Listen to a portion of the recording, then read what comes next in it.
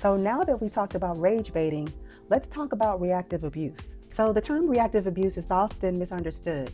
The name itself can be confusing because just as with rage baiting, in reactive abuse, the negative focus is unfairly placed on the person that was actually abused first. It's what happens when you are repeatedly emotionally antagonized. And this provocation can happen in multiple ways until you eventually and inevitably have an emotional reaction. This is commonly called the crash out or the outburst. The abuse continues when that reaction becomes the issue, not the prolonged slight negative behavior that caused the reaction in the first place. You're the issue now.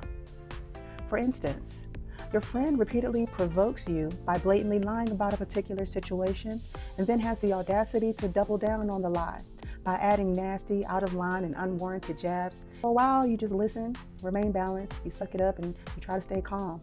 But eventually, your nervous system reaches its limit.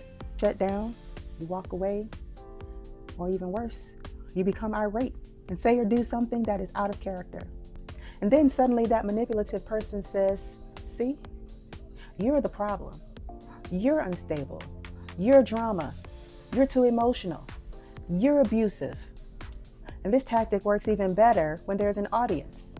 And more often than not, that shady person always makes sure they have a witness stage somewhere nearby.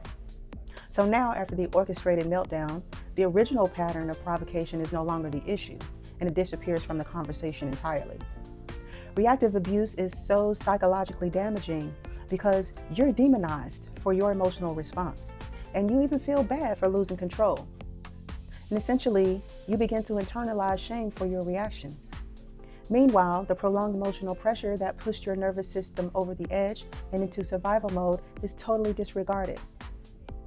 And I think it's important to say that having an emotional reaction does not automatically make someone abusive or unstable. Our nervous systems naturally respond adversely to chronic emotional stress, such as sufferers from PTSD. Now, that does not excuse harmful behavior, but context does matter. So how do we recognize reactive abuse? Usually there's a pattern of repeated emotional provocation, invalidation, baiting, being lied to constantly, subtle disrespect, slight insults, anything that causes the vicious cycle of the never-ending argument that leads you to frustration. And the provocateur often remains tactically calm on the outside. Yeah, they seem like the good guy, while the targeted person becomes visibly distressed. And that imbalance is important to notice because emotional control is the real objective. That's why the healthiest protective response for you, staying emotionally aware, refusing impulsive reactions, and protecting your peace without abandoning your truth. By all means, stand your ground, but keep your cool and avoid getting trapped inside this sadistic cycle. Recognize when someone is trying to pull you into emotional dysregulation. And remember, not every accusation deserves defense. Not every provocation deserves engagement. And not every battle is worth getting high blood pressure over. So the next time someone tries to provoke a negative response from you, do a powerful thing.